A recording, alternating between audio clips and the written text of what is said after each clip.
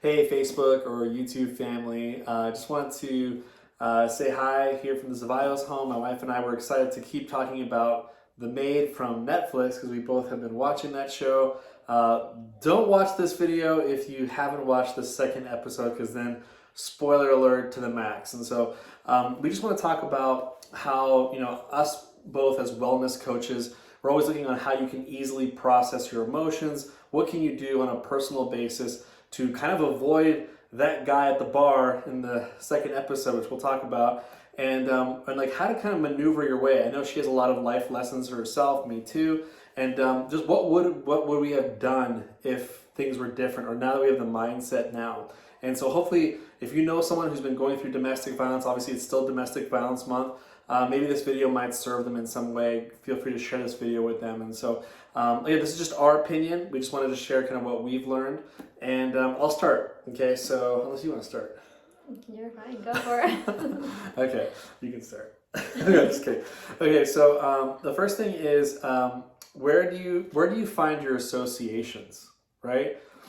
I never had my mother or father talk to me about like, be careful who you're friends with. Like, did you guys have that conversation? I didn't have. Comment below if you put a 1 down there if you feel like you've had your parents talk to you about like your associations are important. Who are your friends? Like maybe they have, and maybe you didn't listen to them. For me, I never had that talk until it was too late. Okay, how many of you guys put a 2 down there? It was too late before they told you that. But there's a saying where it says that the 5 people you hang out with, you become the 5 people you hang out with. Okay, if they're all broke, you're broke. If they're angry all the time, you're angry. If you are not, if you have 5 friends that are abusive towards women, you're the next abusive person towards women. Just like they all hang out together. And I just noticed in the beginning, if you guys noticed the first scene, guess where she finds them? At a bar, right? No judgment to people who work at a bar, but the reality is there's people there. There's 2 things happening that we're maybe not aware of. Number 1, people are drinking alcohol. They're making dumb decisions. It's fact. Number 2 is they're affecting their liver. The emotions that come out of the liver are anger, bitterness, guilt, hatred, resentment. So I don't know about you, but do you want to attract someone who has hatred and bitterness kind of ringing in their body? No. Well, that's somebody who drinks a lot. And so it's very important who you associate with. That's what I wanted to share. Awesome. One thing I wanted to talk about is dealing with toxic people literally takes out everything out of you. Like it drains you completely. It's just exhausting having to just kind of be around them and deal with them, that type of a thing. So I don't know, I mentioned it last time, but figure out if you keep finding yourself in these situations, dating the same type of men, find out why. Like really, really think about it. Like look into it, read about it, find out why you keep getting drawn to these type of people. For me, I didn't have any boundaries back then. And I was very codependent, which will be another subject for another day. But codependent people are actually like freaking amazing. Honestly, it isn't the weak people. Like people have heard that term all the time of like, they're needy, they're codependent, blah blah blah. That was what I thought. So she's talking about me. That was cool. A little sneak in there. Okay. No, I've heard from other people too though. But yes, you were one of those people. Yeah, I was codependent, but honestly, like the people that sponged us and took it all from us, literally, like we bent over backwards for them. I got like it messes up your entire system. So no, it's not a good thing, but those type of people would be like they couldn't make it without us, honestly. So it's getting real over here. It's getting really real. Like codependent people are strong. It's not the needy like I said, this is another subject for another day, but it's not that typical needy thing that you like think of about a needy person or a codependent person. So maybe you have no boundaries. Maybe you're codependent and you just are that type of person that bends over backwards for everybody. But you need to put yourself first. Like you need to take care of you. You need to make sure that you've healed. You're taking care of you so you can take care of all those other people around you. Kids, family, everything like that. Can I add something real quick? Sure. So I think I might have mentioned to you last time, there is this thing called a broadcast message, which again, I just want to remind you that it does say there in the body code, the system that I use, or it says that it can attract the wrong people into your life. So so just know that throughout your life, depending on what you are going through, you put on a certain shirt that says, do this to me, or treat me this way, or I am this. And it's just the past, but unfortunately you didn't take off that shirt energetically, and people can feel it. You know how like when someone goes into a room, and I know you felt this before, sometimes when someone goes into your room, you're saying, I don't know why, but I don't like that person.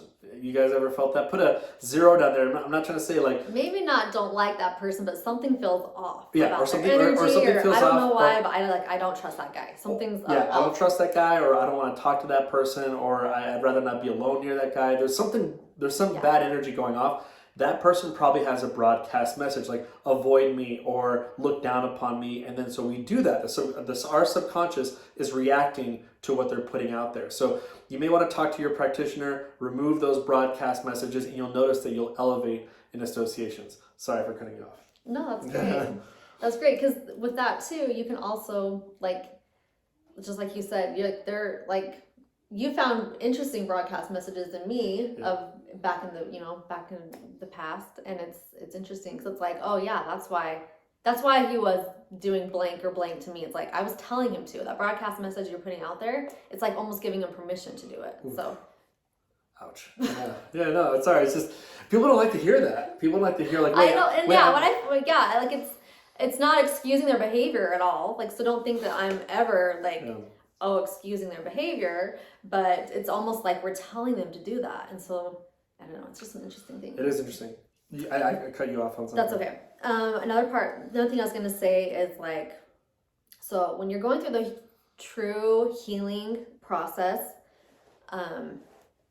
some people want to just like, oh, I forgave them and I moved on. It's like, did you go through that entire process though? Like, I feel like it's like this onion, this huge giant onion. We're peeling away these layers. Like, you have to feel every emotion. You have all permission. Get mad, get angry, get sad, get whatever you need to do. Get those feelings out, but then it's important to let it go and move on with your life. You know, so like forgive them, but you don't need to call them back up. You don't need to like hang out with them or date them again. You learned who they are. They showed you their true colors. Just move on with your life. Because me, I wrote down here, let's see. Yeah, I wrote that you have to get angry, you have to get mad, fight for your life, fight for your kids, stand up for yourself. Like, that's so important. I love that part. When she just like, finally, you saw her like kind of awakening up. Is that the friend telling her that? That you have to get angry, you have to get mad, fight for your kids? Mm-hmm. Where did that come from? I just jotted it down. Oh, jotted it down. Okay, I just saw her doing it. Okay, yeah. And so I was like, you have to wake up. I remember those nights where it's just like, it takes everything out of you. You're just on the ground. You just have no energy to even like brush your teeth at night. But like, force yourself to get up, keep fighting. What else was I going to say about that? You cut me off again. Sorry. Well, while you're thinking about it, should I jump to the next thing? No, okay. I remember now. Okay, dang it. So I was saying, I know firsthand that what anger, resentment, bitterness does to you. Literally, it kills your insides. My gallbladder had to be removed because I was holding on to that. I was holding on to anger, bitterness, resentment, all those horrible negative things. I killed my gallbladder. And doesn't it say, most people who had their gallbladder removed had some sort of toxic relationship? Like, isn't there like some sort of theme? Because the gallbladder feels certain emotions, so it means either you absorb those emotions from the sort of the person that was attacking you, or you created them. And if you produce them enough, these trapped emotions get stuck to that organ or gland, and then it starts ruining, and then you need to take it out. Unfortunately, like, that's when it's too late, you know? Yeah, I wouldn't say like 10 out of 10 is that way, but for sure, I think a lot of people can. And it's tough, like I said. Go with that or whatever. And it's tough because, you know, you don't have a gallbladder. That's it basically secretes basically to break down the fats of your body. So a lot of people who have gallbladder issues have problems with getting overweight, you know? And then, can you imagine? So you just got through a tough relationship, you lose your gallbladder, and then you're getting challenged with digestive issues, and then it's harder to lose weight, so your self-esteem goes low. It's tough, you know? So in order to avoid all those physical crazy stuff, it's like, what was the culprit? Maybe this person who was super toxic, you know? And so one time I did work on her gallbladder, by the way, and she's like, I don't have a gallbladder, but you can work on the energetic gallbladder. So similar to like, there's a, I can't remember what it's called, the Kirlian photography. So Kirlian photography is a certain type of photography where it shows the energy of something. You should check it out. And what it shows, if you cut a leaf, for example, you'll notice the energy of the leaf is still there, which is really interesting. Or, you know, or if you cut off a lizard's tail, the energy of the lizard's tail is still there, similar to her gallbladder. Gallbladder may be gone, but the energy is still there. And you can work on that and kind of help her situation out. Yeah, I wish I met you a few years ago. You would have saved my gallbladder. Yeah. I didn't know that was a thing, that like any organ that you guys have that's unhappy, find a practitioner, let them know. They can help. They can try and help, you know, see if they can help remove any symptoms, try and help that organ to get happy again. So, yeah. Okay, so next. I think admittance or admitting is the beginning to healing. So I've noticed that like one of the hardest things to do is that I feel like throughout our lives, it's hard to just admit that that there's something wrong with us. I think it's like we're taught to be like, be strong and show good face. You know, Facebook equals fake book. You know, it's like, but it's very rare to show. Like, I wish there was a class at age like, you know, maybe like 8th grade or before we left high school for sure, how to express your feelings, how to be vulnerable to your partner, how to be open to your family. But we don't have that class. We just go out there and we have no social skills, and we're wondering why even though you're maybe successful as a business person, you're just failing at your home because they never taught you the basics of like being a human, like a good human. And so I think one of the main things is that if you're going through a hard time right now, find a friend who is non-judgmental and is open to you just admitting things and just venting things. It's hard, you know? We even have our moments where if you're venting, it's almost like I have to tell her, like, can you let me know when you're venting or you need me to fix something? You know, if you're a couple right now, you need to know when it's time to vent and when it's time to fix. Because most men want to just go to fixing, and I'm like, no, just listen for a second, okay? Yeah, I'm always just like, pass me the wrench. Like, you know, it's like I want to fix something, and that's not the right move at the time. And so, so that's that. But just wherever you're at right now, if I'm talking to you and you feel you're resonating with what we're saying, just find a friend who you can admit to and be like, this is what I'm going through, and let that person make sure that person validates you. I'm even learning how to be more validating because I never got validated, so it's hard to validate. Does it make sense? So again, that's there's a couple more things here. So again, the child with dozens of ponies doesn't know whether she's rich or poor. Again, if you guys saw in the second episode, she continues the theme of putting a beautiful environment for the child. Man, it's just so touching. Again, it just gets to me, like how there's so many parents out there right now, you may be listening to me right now, that your kid does not know how bad things really are, and I have to give it up to you. You don't get enough credit for what you're doing for that child. You're protecting that child. Good for you. And I wish every single day someone just woke up and say, hey, good for you, keep doing what you're doing. But you don't get that. You have to just go on your own drive. But I'm going to tell you, if you need to watch this video again, good for you. And I wish I could tell that to you every day. I'm going to cut you off. Yes, just cut me off. And it's so important for the kids to have that stability where they're not hearing about all that drama and seeing all of it. It's just better to just, you know, have a safe place for them where you gotta excuse yourself, you know? So whatever it takes for you to just like walk away from the kids, just leave the kids out of it 100%. Any way possible, just leave them out of it because it's very, very damaging for the kids when they see things, hear things, all that kind of stuff. And lastly, I know we're kind of going a little bit over here, but you know, what does Bruce Willis and Demi Moore, why do I look up to that couple there? You might say, where is he going with this? Well, it's because I watched some sort of documentary or story about them, and the thing that is very respectful on both parties is that they always thought about the kids. So even though they went through a divorce, they both admitted that it's all about the kids. You know, and I'm dealing with stuff right now with my ex where that's not the case. In fact, there's a really great person that I follow on Instagram, and I'll give a shout out to him right now. It's Father Lives Matter. If you're a father, here we see a video of a woman and a child, but there's many men that are experiencing what this woman's going through, And they don't, and the scary part is they'll never get the justice that they deserve. Because the legal system, I mean, I hate to say this, is like kind of geared towards women, you know, in many ways. This guy had a really good lawyer. If you guys remember, saw the episode, this guy had a good lawyer and she was representing herself. And it was kind of funny when we were watching it. It was just like legal, you know, and that's how we. No, he legally did this illegally, yeah. and then legally, it's like their terminology is just like. Whoever was the screenwriter was really smart when they wrote that. Just said it's true. It's like we have. Why mention a bunch of legal words when probably the audience doesn't know, and it's like a different language for the person who's the woman who has no representation.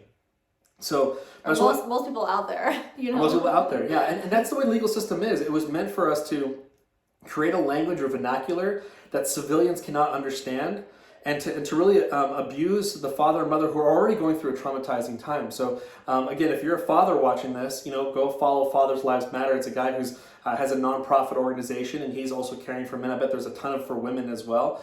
But I've had to go through my so many talks with my ex and say, hey, listen, like, think about the child. It's not about us. It's like, look, if you don't like me, I don't like you. I get it. But it's just like, it's about the son, you know, and just, I wish everyone would think about their kids. That's really, at the end of the day, that's all that really matters. And last thing I want to share, and we're done here, is there's certain chakras in your body. If you look up chakras, and some people think it's not Christian, but there's actually even a YouTube video that if you look up Christian and chakras, there's a video that explains how chakras are mentioned here and there in the Bible. But what's interesting is that there's the solar plexus chakra, the heart chakra, and the throat chakra. And before I even go into that, I don't know if you guys know this, but the chakra system came from Chinese medicine. A lot of the things that we know as people who are doctors right now actually came from Chinese medicine.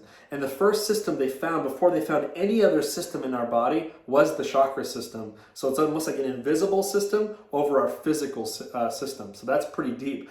But anyway, the solar plexus is kind of like an orangish, sort of yellowish type of color. That one has to do with your confidence, self-esteem, identity. How many of you guys put a happy face on there if you don't mind having more self-esteem, confidence in yourself? Yes, right? Another one is heart chakra, to be able to love yourself unconditionally. How many would like that more?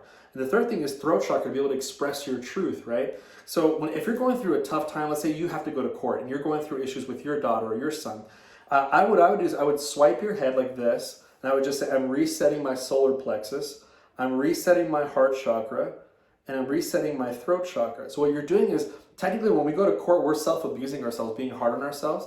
And what we need confidence, we need to love ourselves, we need to be able to speak our truth. And so do that anytime you have to talk to your ex and you're nervous and scared. When you go to court, or when you're dealing with somebody who's a mother-in-law who's toxic to your daughter, which they show in the show, a mother-in-law who's super toxic. You may want to reset these chakras before you communicate with anybody. And they always kind of go off. So it's like they're not left on all the time. Even you can Google crystals that may re-strengthen your chakra, and you can keep a crystal. In fact, I'm going to show you how I'm a man of my word here. Actually, this is a crown chakra. What crystal is this?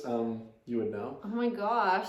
You would know. Quartz. This is quartz. That just like threw me off. This is quartz. So this is crown chakra. That's my favorite one. So it's crown chakra, right? So this is connection with divinity and being present and connecting with the divine. So I have that close to me because I want to be close to my creator. So I just put that in my pocket, you know? And so for me, it's like if I read a spiritual book, guess what I have in my pocket? This one, you know? And so just there might be some crystals that might support you in those areas. And so grateful that we can add some input to you guys. We're going to do episode 3 next time. So make sure you watch episode 3 before you watch the next video. I'm going to add one thing real fast. Yeah, go ahead.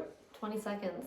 So in case you haven't had an inner voice done by me, just what he was talking about, I feel like that would be very beneficial too. Yeah. For them to listen to their healing binaural frequency beats every single day, especially whenever you're stuck in that repetitive thinking, if you're having some low self-esteem, some anger, some grief, sadness, whatever's going on.